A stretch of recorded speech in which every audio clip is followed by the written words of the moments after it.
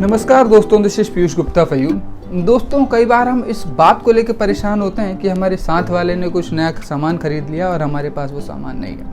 कई बार हम इस बात को लेकर परेशान होते हैं कि हमारे साथ वाले ज़िंदगी में कुछ अच्छा कर रहे हैं और हमारे पास वो संसाधन नहीं जिससे कि हम अच्छा कर पाए।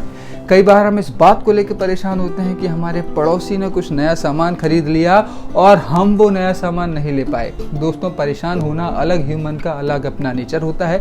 इस बारे में ज़्यादा कुछ नहीं बोलना चाहता, लेकिन मैं ये बोलूँगा कि जब आप परेशान होते हैं ना, तो आप एक चीज़ भूल जाते हैं या एक बात भूल जाते हैं, और वो बात है आपके पास अवेलेबल रिसोर्सेस। यार, आपके पास भी ऐसे रिसोर्सेस उपलब्ध हैं। उस समय जब आप परेशान हो रहे होते हैं ना, उस समय आपके पास ऐसे रिसोर्सेज उपलब्ध हैं जिनके साथ आप खुश रह सकते हो या जिनमें अपनी खुशी देख सकते हो। लेकिन परेशानी क्या है, हमारा दिमाग हमें वहाँ लेके जाता है जहाँ दूसरों की ग्रोथ होती है। हमारा दिमाग हमें करंट सिचुएशन में खुशी दिखाने की कोशिश करता ही नहीं है और हम वो खुशी देख नहीं पाते और परेशान होते हैं। परेशान होकर कुछ नहीं मिलेगा दोस्तों। उस समय आप देखिए कि आपके पास क्या अवेलेबल रिसोर्सेस हैं जिसमें कि आप खुशी ढूंढ सकते हैं। अब करना क्या है, खुशी ढूंढिए अपने करंट रिसोर्सेस में और अपने आप को तैयार करिए उस कंपटीशन के लिए जो आपको पाना है, या जो दूसरों के पास आप देख रहे हैं। अपने आप को तैयार करिए, उस लेवल पे लेके जाइए कि आपके पास भी वो चीज़ हो, लेकिन उसके पहले अपनी करंट सिचुएशन में खुश रहना सीखिए। जो अवेलेबल रिसोर्सेस आपके पास हैं, उन अवेलेबल रिसोर्सेस में खुशी देखना शुरू करिए। आप समझेंगे कि आपकी ज़िंदगी में खुशी कितनी बढ़ गई है और उस खुशी के साथ आप कितने कॉन्फिडेंस के साथ वो काम कर रहे हैं जिससे कि आपको वो मिलेगा जो आप दूसरों के पास देख रहे हैं। अब इसको मैं एक छोटी सी स्टोरी के थ्रू लेके जाता हूँ। ये अलग अलग लोगों की कहानियाँ है, जो एक छोटा सा चेन है, जो भी मैंने किसी बुक्स में पढ़ा हुआ है। तो ये एक लड़का है जो बहुत अच्छा बिजनेसमैन है। वो एक नई कार खरीदता है, बहुत एक्सपेंसिव लग्जरी कार खरीदता है वो लड़का, वर्थ ₹5 करोड़। 5 करोड़ रुपए का कार खरीदता है, उसका बहुत बड़ा नाम होता है और अपनी कार में बैठता है। तभी उसके पास एक मैसेज आता है कि उसके दोस्त ने प्राइवेट जेट खरीद लिया है।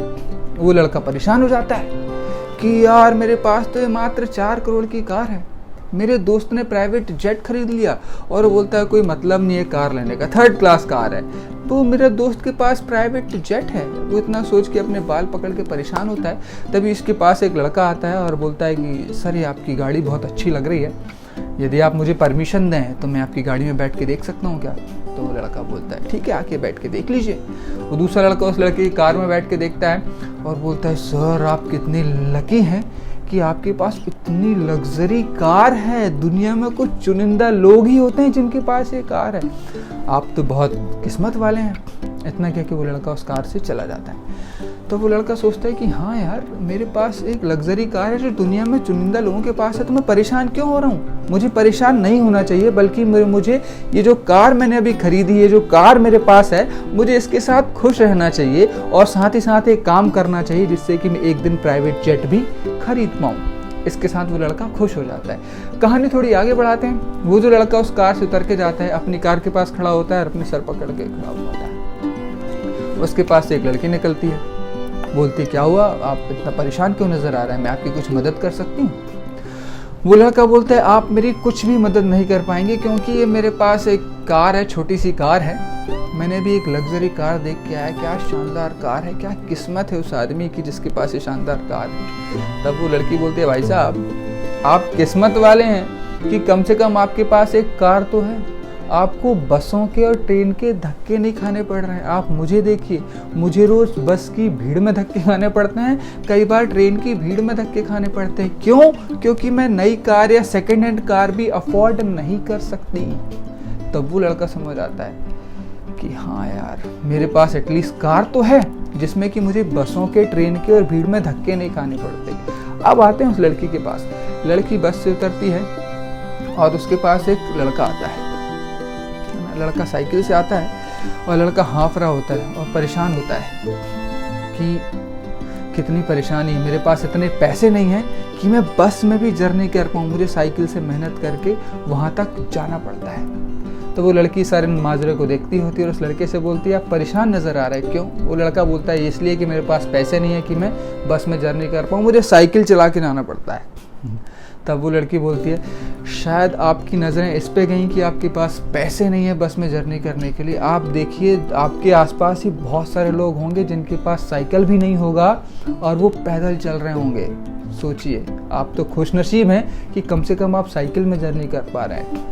आपके आसपास ही बहुत सारे लोग होंगे जो सही से चल भी नहीं पा रहे होंगे, जिनके पास व्हील चेयर होगी। आप सोचिए कि आपकी सही सलामत है और आप कम से कम साइकिल अफोर्ड करके साइकिल से चल तो पा रहे हैं, लेकिन काम ऐसा करिए कि आप एक दिन कुछ अच्छा खरीद पाएं और आप उसमें जर्नी कर पाएं। तब वो लड़का बोलता है, हाँ यार, कम से कम मैं एटलीस्ट पैदल चल पा रहा हूँ और पैदल के अलावा मेरे पास साइकिल है जो मैं अफोर्ड करके चला पा रहा हूँ। एक दिन आएगा जब मैं मेहनत करूँगा और मुझे भी वो सब मिलेगा जो इस दुनिया में हर एक आदमी के पास है। दोस्तों, यही हमारी ज़िंदगी में आपसे बोलना चाहता हूँ कि परेशान होने से कुछ नहीं होने वाला। अपनी सिचुएशन में खुशी देखिए, अपनी सिचुएशन से खुश रहिए और काम ऐसे करते रहिए कि जिस चीज़ से आपको लग रहा है कि मेरे पास होना चाहिए, तो काम ऐसे करते रहिए कि आपके पास वो चीज़ एक दिन झक मार के आए। तो यदि वीडियो अच्छी लगी हो तो लाइक करें, पीयूष गुप्ता मोटिवेशन को सब्सक्राइब करना ना भूलें और कमेंट ज़रूर करें। आप सभी का बहुत बहुत धन्यवाद दोस्तों, and this was Piyush Gupta.